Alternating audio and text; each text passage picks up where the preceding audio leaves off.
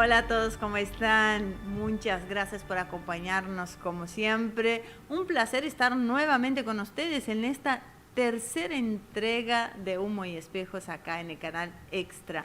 Y como ha surgido mucha duda en las redes sociales, les aclaro que sí, soy brasileña.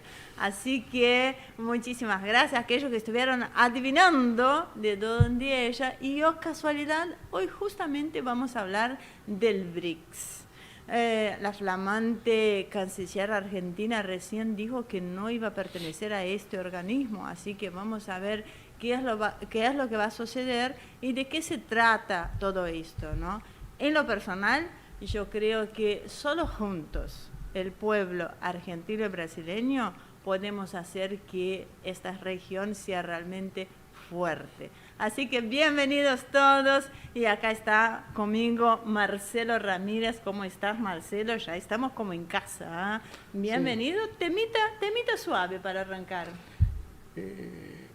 La verdad es que no podés planificar nada, pues sinceramente habíamos pensado hacer otra cosa. 5 minutos antes de empezar el programa nos enteramos de que definitivamente parece que ahora no entramos, que antes sí entrábamos y que después dejamos de entrar, y esta cosa variable que hay mucho en la Argentina, ¿no? Es muy curioso lo que pasa. Y ¿sabes qué? Antes de que empecemos con el programa en sí, te quería comentar una cosa que me quedé pensando y me llamó la atención. Vos sabés que Mondino no es una especialista en temas de geopolítica, geoestrategia, es un economista. Obviamente que pasó por Colombia y él, como corresponde todo funcionario argentino, tiene que pasar por Estados Unidos, si no, no sería un funcionario argentino. Y su expertise es la economía, ¿no? Y es curioso que desde la visión económica no entienda la importancia del BRICS, así que bueno, creo que le preparamos un pequeño informe, medio de los apurones, pero para que entienda de qué se trata y por qué no queremos entrar al BRICS. A mí me llama mucho la atención. Qué interesante, ¿eh? Lo que no quita que no pueda saber. Bueno, es canciller, así que tiene un puesto importante, va a tener que lidiar con todos los países del mundo. Todavía no asumió. Bueno, falta poquito. No mal pensado, pero siempre se puede cambiar. Falta poquito y para esto tenemos a Azul Selene Ramírez. ¿Cómo estás, Azul? ¿Qué nos traes sobre BRICS? ¿No? Entendemos de qué se trata. Tenés una cierta porcioncita acá. Brasil, yo creí que íbamos a hablar ya del BRICS, pero bueno. Bien, ¿qué tenés para decirnos? Sí, no, yo creo que muchos estábamos pensando que íbamos a estar hablando del BRICS dentro de poco, pero bueno, resulta que parece que no. Así que nada, yo armé así, hacía los apurones, un pequeño informe para hablar acerca de, bueno, qué nos estaríamos perdiendo al no ingresar. ¿Qué significa el BRICS? ¿Qué son? Así, muy por arriba, por si hay algún colgado que todavía no sabe. Y bueno, ¿qué valor tiene? Mira, nosotros, para los que no saben, lo hemos contado muchas veces esta historia, hicimos el primer encuentro que se hizo en el Parlamento argentino entre el BRICS y la Argentina, ¿no? Y el Parlamento. Fue un encuentro que lo había presidido Amado Boudou cuando era vicepresidente de la Nación. Te aclaro porque tengo mejor memoria que vos. ¿Eh? Esto fue en el 2014, cuando se dio la cumbre del BRICS en Fortaleza. Y bueno, nosotros ya teníamos intención de poner en agenda para aquel entonces lo que era el BRICS, porque ya había mucho interés de Rusia, de India, de China. Y de hecho la invitación surgió de India, y a pesar de que nosotros ya estábamos hablando, abrió este encuentro en el Senado argentino después de la cumbre. Es una historia para otro momento que sucedió en el interín, donde Amado Boudou fue justamente el que hizo la presentación, que estuvo muy bien, estuvieron todos los embajadores correspondientes. Marcelo tuvo el honor de hacer el cierre de aquel entonces. O sea que venimos hablando de larga data de la posibilidad de que Argentina se incorporara a este organismo. Así que te escuchamos y después seguimos, Marcelo, con vos. Porque... Sí, no, pero no me dejaste terminar la anécdota. No, lo importante de esto era es que no quería que terminaras la anécdota. Los expertos que teníamos en ese momento nos preguntaban, ¿de qué van a hablar? Del BRICS, le decimos. ¿Del BRICS? ¿Qué es eso? Y una... senadora. No, ¿ves? Sos vos la que decís las cosas, yo no la digo. Escribió B larga, R, I, X. Y dijimos... ahí termina la anécdota. Bueno, ok, te allanamos el camino para escuchar de qué se trata. Bueno, eso, empecemos por el principio. BRICS, ¿qué es? Es un foro político, económico, que nace buscando representar a las potencias, a economías emergentes. Nace como un desafío al predominio del G7, otro grupo de similares características. Inicialmente eran 4 países los que lo formaban: Brasil, Rusia, India y China. Luego en 2010, si no me equivoco, se incorporó Sudáfrica, de ahí el BRICS. Y la novedad que hubo, estuvo varios años como dormido este tema, no se le daba por ahí tanta bola. Durante el último año hubo muchas novedades, se planteó incluso para el año que viene que iban a ingresar varios países: Egipto, Irán, Emiratos Árabes Unidos, Arabia Saudita, Etiopía y bueno, Argentina, que ya como estamos hablando, parecería que no va a entrar al final. Vamos a ir a la historia, vamos a ser el primer país en rechazar. Hay una larga cola de países que quieren entrar. Es terrible, es terrible. Eso es otro tema que se podría hablar en otro momento. Pero sí, no es tan fácil entrar. Y nosotros nos damos el lujo de decir, bueno, no hace falta. Nuestros intereses no coinciden con lo que estamos planteando acá. Pero bueno, para tener una idea más o menos de qué significa el BRICS, o sea, tiene países como Brasil, una población de 213 millones de habitantes. No te pongas cocorita. Es un importante productor de petróleo. Líder en la producción de bioetanol, es obviamente uno de los países potencia dentro de la región. Tenés a Rusia, que tiene alrededor de 146 millones de habitantes, que es también uno de los mayores productores y exportadores de petróleo y gas natural. Tiene las reservas, creo que había escuchado que eran alrededor del 30% de todas las reservas naturales del mundo, están dentro del territorio ruso. Tenés a la India, obviamente un monstruo de 1.300 millones de indios, que es un gran consumidor de energía. Obviamente tiene un mercado interno enorme, gigante, representando al sur de Asia, y que además está teniendo un crecimiento económico rapidísimo, que va a la par del crecimiento poblacional. Y bueno, China, otro, 1.400 millones de habitantes. De nuevo, otro mercado interno impresionante que ha crecido con un desarrollo económico increíble en las últimas décadas. Primera economía del mundo medida por poder de paridad adquisitiva. Sí, reemplazando a Estados Unidos. Desde el 2014. Lo que pasa es que se hace después una lectura equivocada. Pero bueno, es la primera economía del mundo. Sí, pues se tiene todavía... No, es que todavía se tiene la imagen del chino como el chino acá que tiene un supermercado, la China pobre de por ahí de los 80, los 90, cuando ya no es la realidad y hace rato. Y bueno, después tenés Sudáfrica, que sí, que entra representando al continente africano, siendo la economía más desarrollada de la región, con 60 millones de habitantes y siendo productor de minerales y recursos energéticos, incluyendo el carbón. Ahora, esos son los países que podemos decir los países originales. En total estamos hablando de un porcentaje de PBI muy importante, del PBI mundial, lo tienen... pertenece a estos países que son miembros del BRICS. Con la ampliación que se está planteando para el 2024, estamos hablando de un 37% del PBI mundial y alrededor del 46% de la población mundial. O sea, es un bloque importante. Bueno, de hecho yo creo que esta es la bisagra que siempre venimos hablando, donde estamos viviendo en este cambio de sistema. Estamos pasando de un mundo hegemónico a este mundo multipolar, donde pareciera que Argentina quiere quedarse del otro lado. Es que Argentina... Sí, Argentina se va a quedar del otro lado, lamentablemente. Yo solo quería contar una cosa. Estamos hablando de un bloque que es básicamente comercial, que funciona por consenso, es una característica. En el BRICS no hay votaciones, no hay mayorías. Es por consenso de sus miembros. Vamos a ver cómo van a hacer con la ampliación. Pero ¿sabes lo más llamativo? Es que el BRICS concentra prácticamente el mercado de energía. Petróleo, buena parte de los hidrocarburos en general, gas, concentra los alimentos, concentra la mayor parte de la población, prácticamente es dueño de los minerales. ¿Cómo alguien, insisto, que es economista, le puede decir que no a un bloque de estas características? Y yo diría más por un sesgo ideológico mal planteado, pero bueno, Argentina encajaría, porque los puntos en común que tienen los miembros son o poblaciones muy grandes o territorios muy extensos, tienen abundancia en recursos naturales y un crecimiento económico significativo. Argentina en otro momento hubiera encajado perfecto, hoy por ahí tenemos algunas cositas, pero por algo se lo había aceptado dentro de todos los países que están tratando de entrar. Es que el potencial de la Argentina es enorme. Es enorme y no lo sabemos aprovechar. Podemos o hablar. no nos dejan. No. Podemos hablar un poco sobre estos países que van a entrar, que por ahora no rechazaron como nosotros.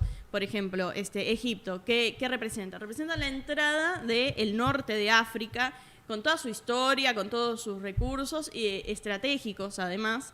Tenés Irán, Emiratos Árabes Unidos, que por un lado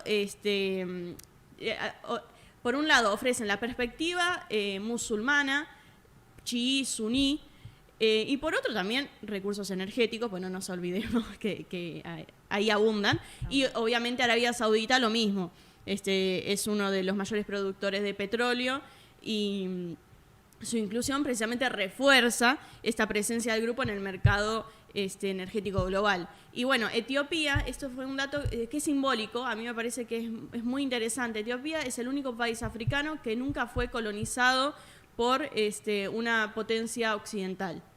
Entonces, eso, tiene su peso. Ahí. Argentina hubiera sido la entrada a todo el mundo hispanoparlante. Es una lástima que no lo sepamos aprovechar, pero más o menos para tener una idea de en dónde estamos parados y de las proyecciones que tiene el BRICS.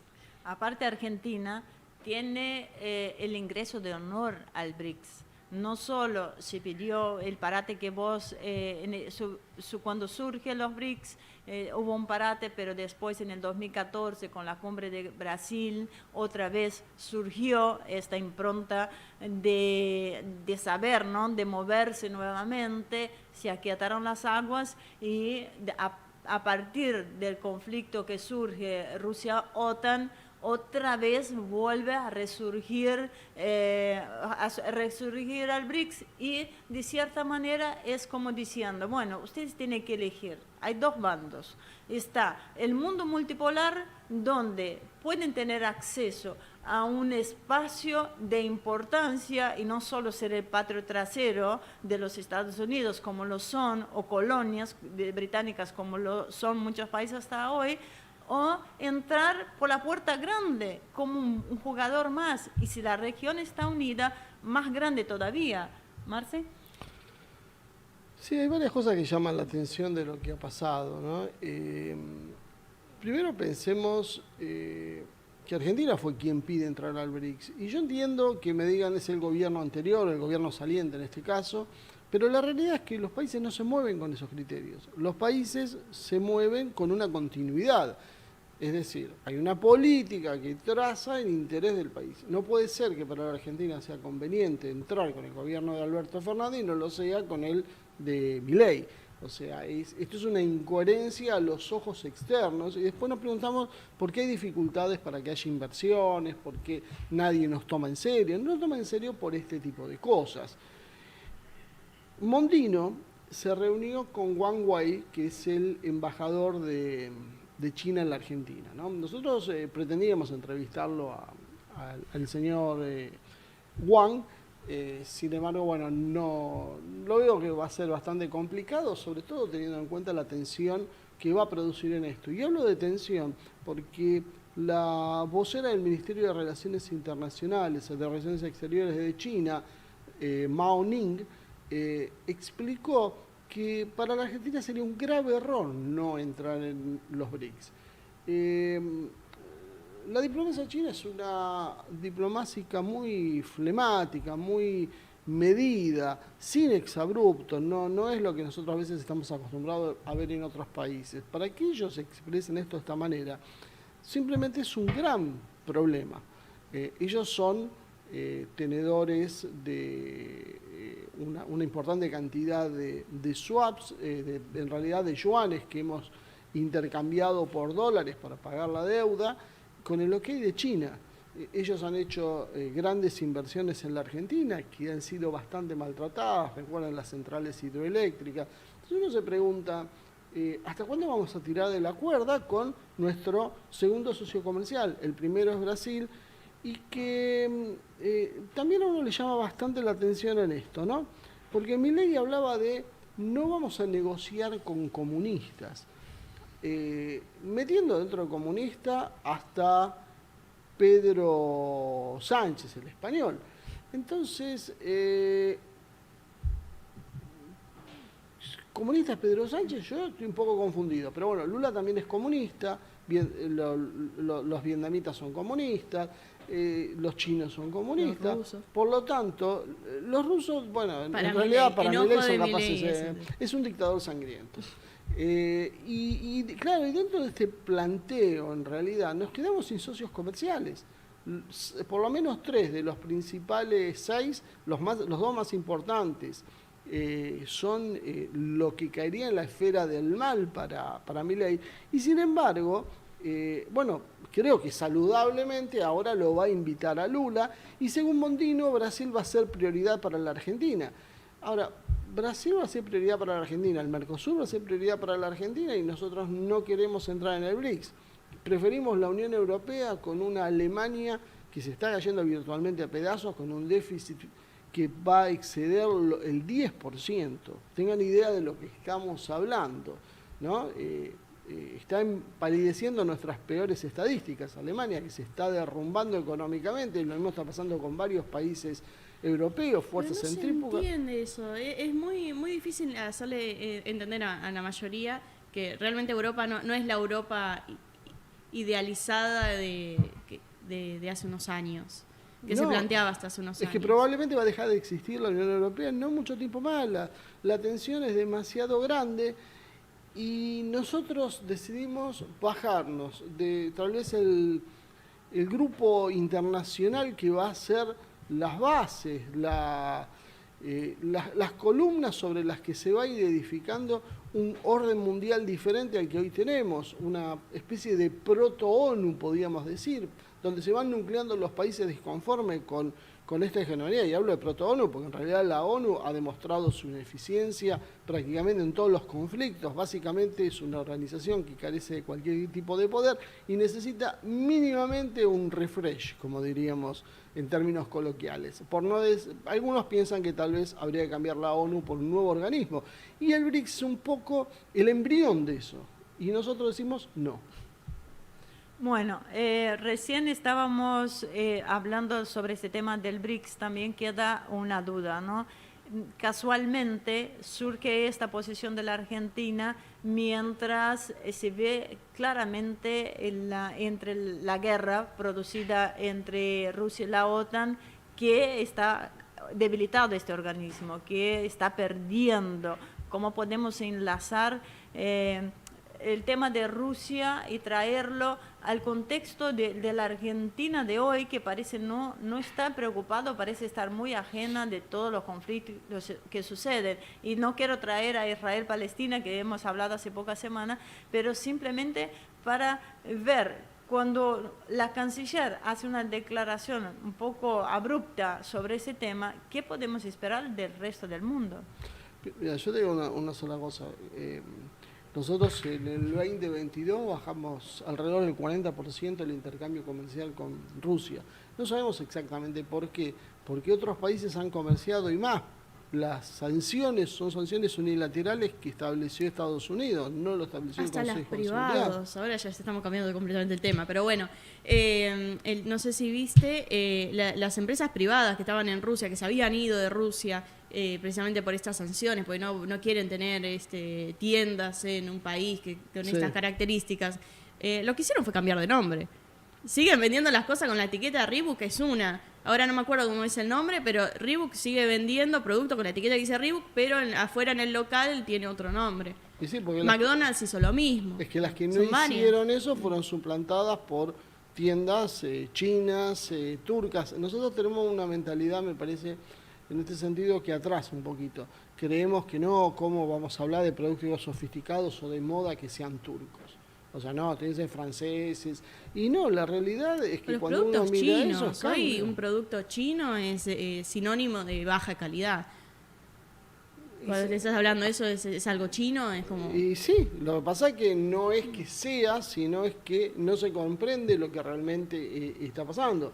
Creo que lo que nosotros no entendemos es que, volviendo al caso de Rusia, es que estamos hablando con uno de los próximos líderes del mundo que se está organizando. Este mundo multipolar tiene algunos liderazgos muy marcados. Uno es Rusia y el otro es China, claramente. Y nosotros estamos contando con la paciencia tanto de Rusia como de China, que pese a los desplantes que venimos haciendo y que exceden a lo que está haciendo, lo que va a hacer Milei, que ya se va perfilando, porque ya vienen del gobierno anterior y que podíamos rastrear un poquito más atrás también, son realmente acciones altamente preocupantes y que van minando nuestra posibilidad de integración a un mundo futuro que no va a ser ni parecido a lo que vimos en los últimos siglos.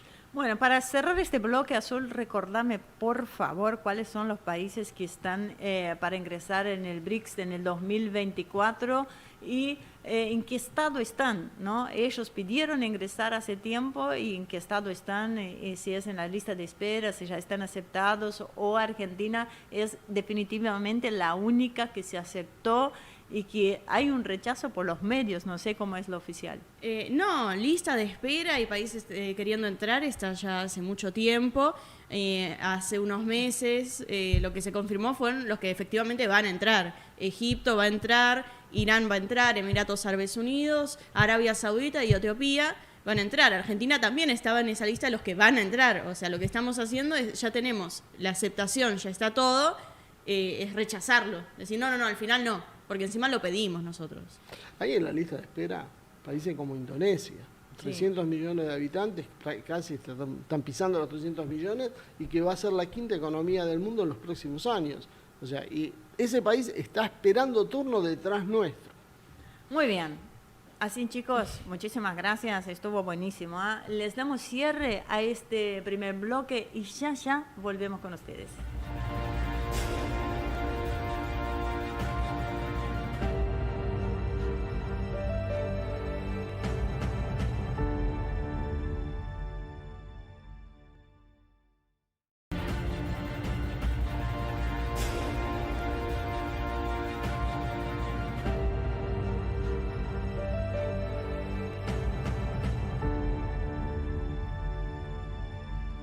Muy bien, ya volvemos a este segundo bloque y ahora trayendo un tema bastante complejo que ya recién empezaron a hablar, que es el riesgo de una guerra en Sudamérica, ¿no? Bastante complejo lo que está sucediendo ahí con Venezuela y para eso tenemos a Azul que nos va a poner un poco en contexto sobre el tema. Bueno, sí, básicamente estamos hablando de una disputa territorial entre Venezuela y Guyana. Yo calculo que Venezuela de gente conoce un poquito más, así que quiero primero definir un poquito qué es Guyana, a no confundirse con las Guyanas. Guyana es un país ubicado en la costa norte de América del Sur, limita con el Océano Atlántico, con Brasil, con Venezuela y con Surinam. Es un país único porque es el único país de la región que habla inglés. Ellos fueron colonia británica y a día de hoy forman parte del Commonwealth, de la Mancomunidad de Naciones de la Corona. Por otro lado, las Guyanas es una región que abarca 3 territorios. De la Guyana, que era la Guyana británica en otro momento, la Guyana Surinam, que era la Guyana holandesa en el pasado, y las Guyanas francesas, que hoy en día es un departamento de ultramar de Francia, es territorio francés, directamente. ¿Qué pasa con este conflicto? Es un territorio que hoy en día es una parte muy importante, es como 2/3 del territorio de Guyana, que Venezuela está reclamando. Esto es algo que viene ya desde la época colonial. Pasó por varias manos, el Imperio Español, el holandés, el británico, fueron parte de Venezuela, de Colombia.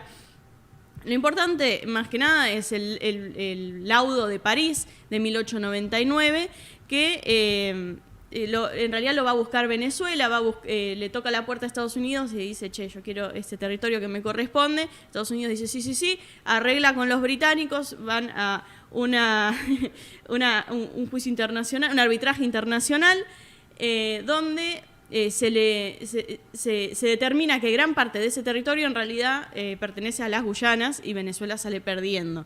Ahora, Venezuela inicialmente acepta esta definición, pero luego, con la muerte de un abogado que revela diferentes entretelones de lo que pasó durante este arbitraje, lo que sale a la luz es que hubo un jurista ruso que arregló con las partes británicas, las partes estadounidenses, y básicamente complotaron para que Venezuela pierda este territorio. Este es un territorio, ¿por qué se están peleando por esto? Primero, porque es unidad, porque es gran parte del país. Pero también se meten fuerzas ajenas, porque es muy rico, tiene muchos recursos naturales, encontraron yacimientos de petróleo, tiene muchísima agua potable, que cada vez está cobrando también más importancia. Y bueno, ¿qué reclama Venezuela? Que ellos rechazan precisamente este laudo, dicen que históricamente fue un territorio venezolano. Chávez reiteró el reclamo por este territorio, Maduro también lo ha hecho. Y por otro lado, por la parte de Guyana, ellos no, dicen que no, que este laudo es lo oficial, es lo que definieron, y no quieren sentarse a negociar. La postura guyana es rechazar completamente el diálogo y prefieren una resolución en la Corte Internacional de Justicia. ¿Qué pasa con esto? Es que además hay un tema que es la disparidad militar si esto llegara a un conflicto armado. Venezuela tiene una fuerza militar muy importante para lo que son países de esta región, y Guyana no, es muy chiquitito, pero lo que ya incluso el presidente de Guyana ha hablado es que ellos tienen el apoyo militar de los británicos y sus amigos. Entonces, de ahí está este tema de la hipótesis de conflicto. Obviamente Reino Unido está metido históricamente porque era parte de colonia, hoy porque es parte de la Commonwealth, y Estados Unidos porque siempre mete la nariz donde huele un poquito de petróleo. Bueno, bastante interesante. Lo que voy a pedir, Azul, antes de que sigamos hablando con vos y con Marcelo sobre el tema, es que veamos una entrevista a Rafael Machado. Rafael Machado es líder del movimiento Nova Resistencia, que ha crecido muchísimo en Brasil, es politólogo, estudioso de la cuarta teoría política, así que vamos a la entrevista primero y seguimos hablando después. Hola, mis saludos al pueblo argentino. Muchas gracias al Canal Extra por la invitación. Bueno, todos están sabiendo, o por lo menos hay muchas noticias sobre ese asunto en la internet. Se habla bastante sobre el hecho de que Brasil estaría movilizando tropas, parte de su ejército, para desplazarlo a la frontera, la triple frontera entre Brasil, Venezuela y la Guyana, sí, la Guyana, antigua Guyana inglesa, la provincia brasileña de Roraima, sí, que es la parte de Brasil que hace frontera tanto con Venezuela como con la Guyana. Bueno, no hay confirmación oficial de las Fuerzas Armadas sobre eso, sí, es importante decirlo, pero yo conozco personas, sí, yo puedo decir que tengo fuentes y más de una fuente distinta que puede confirmar que de hecho hay un desplazamiento de unidades militares brasileñas hacia la frontera, sí, hacia la frontera de Roraima con esos dos otros países. Una fuente es de un camarada que tiene un amigo que es parte de una de esas unidades militares, y la otra fuente viene, también un amigo que estudió en la Escuela Superior de Guerra y recibió supo allá la información de que el comando, sí, en el norte de Brasil, dio la orden de hacer ese desplazamiento para proteger la frontera de Brasil e impedir que las dos partes, caso haya un conflicto militar, de hecho no sabemos si va a haber, incluso es importante decir que hay vídeos fakes y hay vídeos falsos, hablando de que es un vídeo del conflicto militar, sí, entre Venezuela y Guyana, que ya tería empezado, etc. Son vídeos falsos, pero el objetivo principal de las Fuerzas Armadas brasileñas es impedir que tanto Venezuela como Guyana utilicen el territorio brasileño para infiltrarse o para atacar el territorio del país enemigo, ¿sí? Del país adversario. En verdad, si es eso de hecho, es la actitud correcta, sí es lo que se espera de hecho del Brasil, que controle las fronteras brasileñas. Lo que se dice que se está desplazando hacia Roraima, hacia la frontera, es la primera brigada de selva, ¿sí? Entonces son algunos miles de hombres, parece que se deslocan también, se desplazan blindados y parte de la artillería brasileña de la región del sistema Astro, ¿sí? El sistema Astros, que es una de las principales piezas de artillería brasileña, ¿sí? Producida por la Avibras, etc. Entonces es un desplazamiento básicamente defensivo porque la postura diplomática de Brasil es una postura de neutralidad y de intentar hacer la mediación entre Venezuela y Guyana para impedir que haya un conflicto armado y garantizar que ese debate sobre el Esequibo se desarrolle en el ámbito, en el campo de la diplomacia, de la paz, del diálogo entre las naciones, etc. ¿Sí? Bueno, la perspectiva de Brasil, pero también no ve con buenos ojos el hecho de que la Guiana parece querer invitar a Estados Unidos a que construya una base militar en el propio Esequibo. ¿Sí? Y eso no es algo que apareció ahora, ¿sí? Es algo que ya viene de hace algún tiempo, ¿sí? De hace unos años, ese proyecto, esa invitación a la construcción de una base militar en la región del Esequibo. Brasil también tiene intereses en esa región del continente. Hay que recordar que en la llamada franja ecuatorial hubo una descubierta en los mares territoriales brasileños de yacimientos de petróleo muy grandes, y algunas personas hablan incluso en reservas mayores que el de Presal, sí, que es cerca del Río de Janeiro. Y el problema de Brasil allá es que Estados Unidos, básicamente a través de sus organizaciones no gubernamentales, impone una presión a Brasil para que no desarrolle, que no haga la exploración de esas reservas, y se utiliza la herramienta de las organizaciones no gubernamentales, de la retórica ambientalista, etc. ¿Sí? Entonces, es por eso, es uno de los muchos motivos por los cuales Brasil tiene interés en participar de ese diálogo, tanto a causa de la vocación y del intento del presidente Lula de proyectarse como un pacificador, como un agente de la paz. Sí, es lo que él intentó hacer en Ucrania, intentó hacer con la cuestión Israel-Palestina. Él quiere intentar hacerlo también en nuestro continente.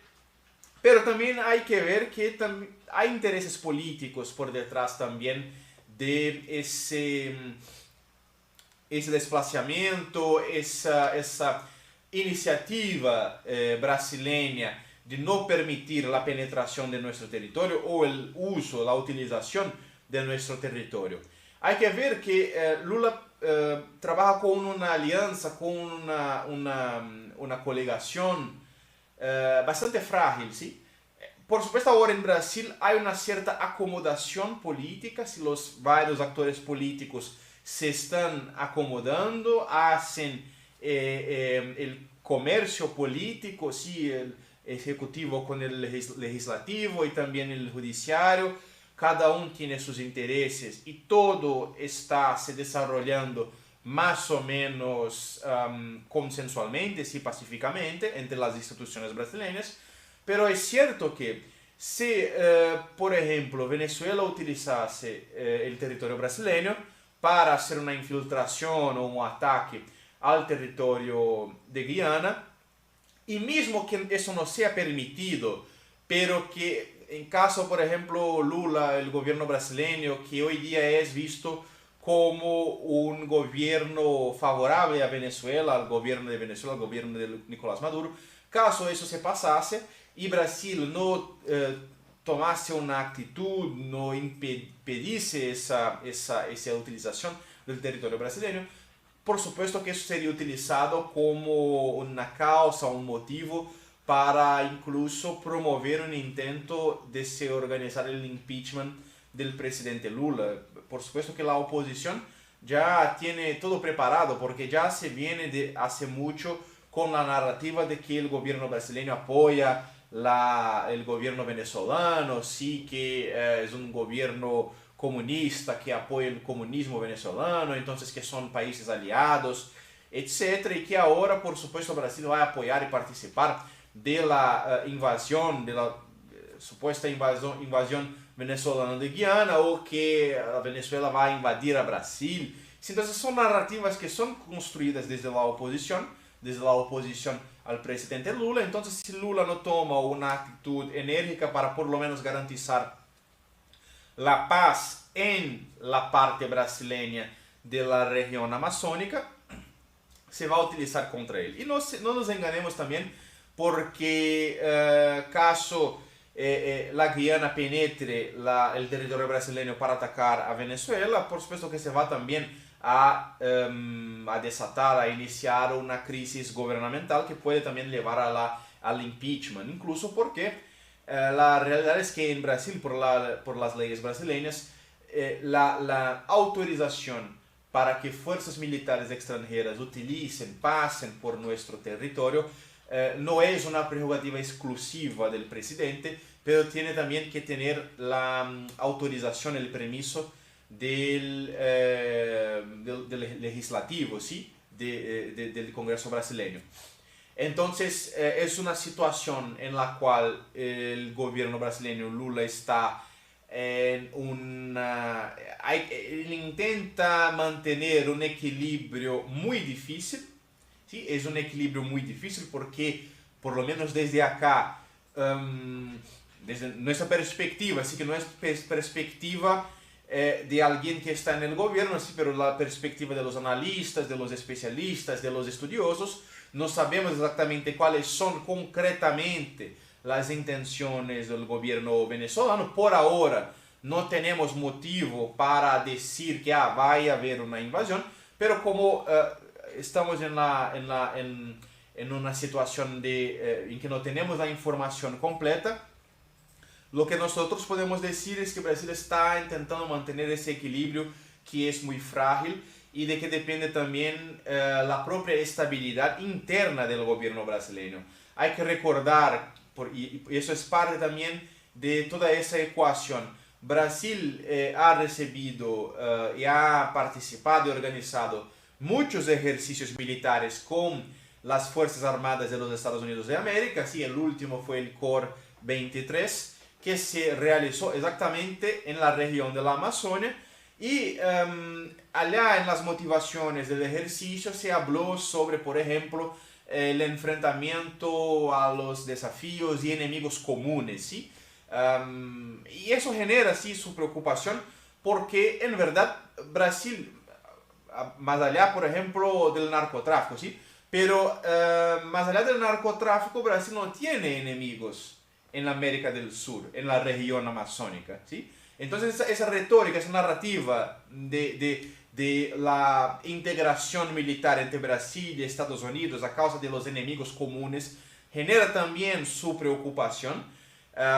Eso no es algo que surgió con el nuevo gobierno, y también no se puede ni mismo decir que empezó con el gobierno anterior, el gobierno de Bolsonaro. ¿Sí? Entonces, es algo que parece se desarrollar, evoluir desde que Brasil ingresó, assinou, empezó a participar en el consenso de Washington y viene también se desarrollando desde los gobiernos de Lula anteriores, sí, de hace 20 años, y continúa esa integración, ese aumento, esa ampliación de la integración militar entre Brasil y Estados Unidos, continúa hacia ahora. Y eso también es parte de toda esa ecuación, porque se cuestiona, más allá del hecho de que se cuestiona, por ejemplo, que no haya reciprocidad entre Estados Unidos y Brasil en esos ejercicios militares, se cuestiona, por ejemplo, la posibilidad de que fuerzas especiales de Estados Unidos utilicen el territorio brasileño para lanzar operaciones en Venezuela, porque una de las cosas que los militares estadounidenses fueron entrenados fue en el conocimiento de las operaciones militares en ese tipo de terreno, el terreno de selva, el terreno de la foresta amazónica, etc. Entonces son elementos, ¿sí?, que hacen parte de toda esa delicada ecuación.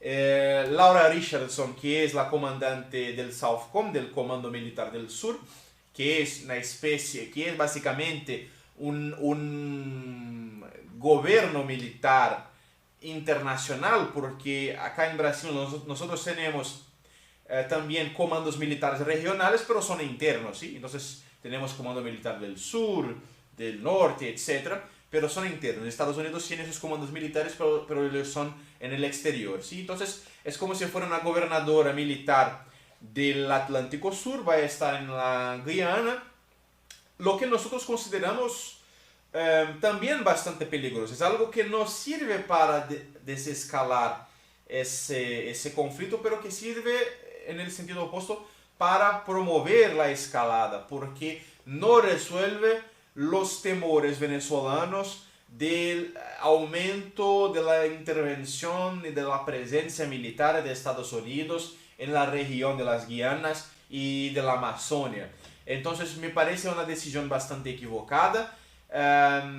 Brasil también parece que va a participar porque tienen una cumbre por esos días con la Guiana, también van a tratar de ese asunto. Pero la expectativa brasileña es que esa situación del Esequibo se desarrolle y se resuelva pacíficamente, diplomáticamente, porque Brasil no está, de hecho, preparado para tener en sus fronteras una guerra y tampoco para que ocurra en sus fronteras también una intervención militar de los Estados Unidos de América, porque es muy probable que, caso pase algo en ese sentido, mismo que Venezuela considere que la abertura de un tercer front sea algo interesante, porque Estados Unidos ya estaría bastante engajados ya en el Medio Oriente, en la Asia Occidental, en Ucrania, etc. Mismo que el presidente Maduro considere interesante la abertura de una tercera frente contra Estados Unidos, tenemos que considerar que en un sentido estratégico más fundamental, y eso nosotros podemos decir, aprovechando el hecho de que ahora se va a hacer 200 años de la doctrina Monroe, para Estados Unidos garantizar nuestro continente como patio trasero de la estrategia de Estados Unidos, de la estrategia de seguridad de Estados Unidos, es incluso más importante do que imponer su voluntad en Ucrania o en la Asia Occidental, el Medio Oriente, ¿sí? Entonces es importante garantizar que no se conceda a los Estados Unidos las justificativas necesarias que ellos necesitan para aumentar su presencia, una presencia más dura, por supuesto, en nuestro continente. Bueno, pienso que es importante seguir acompañando los hechos. Tal vez la misma presencia militar brasileña ya sirva también para acalmar un poco los ánimos, para que todos perciban que tal vez no sea la mejor opción permitir que haya esa ignición de ese conflicto. Por supuesto, Brasil va a defender sus fronteras. No vamos a permitir, esperamos que no vamos a permitir la utilización de nuestras fronteras a causa, por ejemplo, de las dificultades geográficas de la parte de las fronteras allá que se quedan entre Venezuela y Guiana, una selva muy cerrada, hay un relevo accidentado también con montañas, etc. Pero no vamos a permitir que se utilice nuestro territorio para que le den la vuelta y lleguen hacia el país adversario, pero seguimos esperando una resolución pacífica también de ese conflicto. Esa es la perspectiva brasileña sobre lo que se está pasando en la región de las Guianas. Vamos a seguir acompañando. Muchas gracias al Canal Extra y hasta luego. Muy bien, muy bien. Gracias, Rafael. Muy, muy interesante, realmente, como siempre, has dado en la tecla y ha podido informarnos un poco de primera mano qué es lo que está sucediendo. Marce, antes de hablar justamente sobre este conflicto, que yo siempre me confundo ahí, ¿no? De Esequibo, sobre este conflicto de Esequibo, antes de seguir en esto, quiero traer a Lula al contexto, porque Lula yo lo siento que está un poco en aprietos en Brasil. Yo que hablo bastante, no sé por qué, tengo una buena conexión con los brasileños, allá me dicen que si bien está movilizando tropas a la frontera, ahora me vas a decir la cantidad de más o menos que está movilizando, el aprieto de Lula es porque ya con Bolsonaro empezó con esta cosa de los países comunistas, de esta cosa medio de rechazo con Venezuela. Y si Lula apoya a Venezuela, está la posibilidad de que le pidan un impeachment, ¿sí? Como lo hicieron con Dilma, y no pasa nada en Brasil, ¿eh? Ya lo vemos todos, sigue Alckmin, todo bien, todo joya, todo legal, así que el impeachment en Brasil pasa sin pena ni gloria, apenas una vergonzosa fila de diputados diciendo tremendas barbaridades ahí, no pasa nada. Pero si Lula no apoya a Venezuela, por otro lado también hay un sector que va a sentir que está traicionando y apoyando al Reino Unido. O sea, está en esta triple frontera con las tropas diciendo, bueno, ¿qué hago ahora? ¿Cómo estás, Marce? Te dejo la pelota en tus manos. Para Lula es un gran desafío porque, bueno, él al haber puesto como vicepresidente a Alckmin, un hombre de las finanzas, muy conectado con los Estados Unidos, corre el riesgo de poder ser desalojado mediante un impeachment. Cualquier lectura que se pueda hacer en Brasil de favorecer al chavismo, así entre comillas, puede ser utilizada en ese sentido. Por lo tanto, es algo que tiene que tener cuidado y Brasil está mandando ahora un batallón de armas combinadas, con artillería, con la idea de garantizar la seguridad de su territorio y que cualquier acción militar, aunque sea una escaramuza, no se vea incluido el territorio brasileño. Esta situación además tiene una particularidad, ¿no?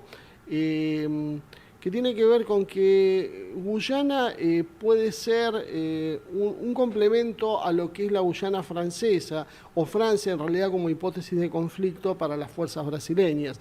Las fuerzas brasileñas han identificado a la Guyana francesa como precisamente una hipótesis de conflicto para Brasil, dado su interés en el Amazonas, y otro país de la OTAN, en este caso el Reino Unido, estaría detrás de la otra Guyana. Bueno, esta es una hipótesis, ¿no?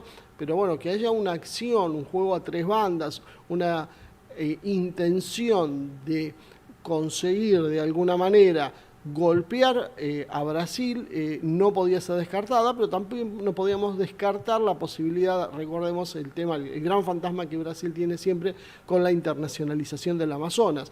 Eso es uno de los grandes problemas. El Amazonas es más o menos el 60% del territorio brasileño. Un detalle más quería contar sobre la política de la Guyana. El presidente Irfan Ali es presidente de un partido que se llama Partido Progresista del Pueblo. ¿Cuál es la característica? Es que representa a la comunidad indo-guyanesa. no por los indios nativos, sino por los indios de la India. Cuando se produjo el fin de la esclavitud, la idea que tuvieron los británicos fue reemplazar los esclavos africanos con trabajadores de la India, obviamente en muy malas condiciones. Bueno, esto generó una comunidad india que ahora se expresa y ha puesto el presidente a partir de lo que es el Partido Progresista del Pueblo. Este se enfrenta con otro partido, el Partido Popular, el Partido Progresista, el Partido Progresista del Pueblo, se enfrenta con ellos porque responde a la comunidad africana. Entonces tenemos la comunidad de origen indio enfrentada con la africana. Curiosamente, parecería que la africana es la comunidad más conservadora, mientras la india es la menos conservadora. Pero en ambos casos están apoyados dentro del Commonwealth o de la Commonwealth. Y eso es lo que les da esta particularidad, peligrosidad para el asunto. Y que bueno, teniendo en cuenta que la producción del Esequibo se espera para el 2027 de aproximadamente 1.200.000 barriles de petróleo diarios, bueno, vemos que hay una cifra también económica que puede hacer sostener un enfrentamiento militar sin demasiados problemas. Qué interesante, sería muy bueno si pudiéramos recibir al embajador de Venezuela en los próximos días, también al brasileño, ¿por qué no? Así que los del Reino Unido, si quieren venir, los Estados Unidos también recibimos a todos. Acá preguntas la no puerta van. Está abierta. Las puertas están abiertas, preguntas no van a faltar. Marce, para cerrar, ¿no? Es una embajadora la del Reino Unido. Bueno, la embajadora. Para cerrar, la perspectiva militar y de defensa. ¿Cómo evalúas las declaraciones del ministro de Defensa venezolano Vladimir Padrino López y del vicepresidente guyanés Barrat Jaddeo, creo, especialmente lo que respecta a la visita de los representantes del Departamento de Defensa de Estados Unidos a Guyana? Si fuera el argentino hubiéramos dado la bienvenida, pero allá no sé, ¿qué te parece? Bueno, creo que hay una preocupación lógica en Venezuela. Sabemos todos la situación conflictiva, tensa que ha tenido con Estados Unidos, la historia con Guaidó y este presidente que fue electo en condiciones bastante poco claras y que se ha quedado con buena parte de las riquezas venezolanas, que nunca estas cosas después uno nunca termina de saber exactamente qué pasó, porque de golpe se lo reconoce, se le entregan riquezas y después un día lo dejan de reconocer, pero ¿a dónde fueron a parar los fondos? Bueno, es una buena pregunta, ¿no? Todavía estamos tratando de ver a dónde fueron a parar los fondos de Irak, así que esto es bastante normal. Y bueno, a los venezolanos les está inquietando precisamente estos acuerdos militares. También hay una señal que no es muy buena, que la menciona siempre Rafael Mayado, que es los múltiples entrenamientos que está haciendo el ejército estadounidense en territorio selvático con fuerzas estadounidenses y la hipótesis de una base militar estadounidense precisamente en el Esequibo venezolano o que hoy tiene la Guyana. No lo vamos a meter nosotros a definir quién es el verdadero propietario de esas tierras, pero bueno, todos los ingredientes para un conflicto serio están sobre la mesa. Muy bien, muchísimas gracias Azul, impecable tu participación hoy. Marce, como siempre, un placer, nos seguimos viendo a las 24 horas como siempre. Y a todos ustedes, muchísimas gracias por acompañarnos. Los acompañamos a que nos sigan en nuestras redes sociales, en el canal de YouTube Humo y Espejos, ahí en Instagram, por supuesto, a Canal Extra TV Vivo. Vamos a estar, así que estamos por todos lados, no nos van a poder no ver. Así que muchísimas gracias y nos estamos viendo la semana que viene. Hasta pronto.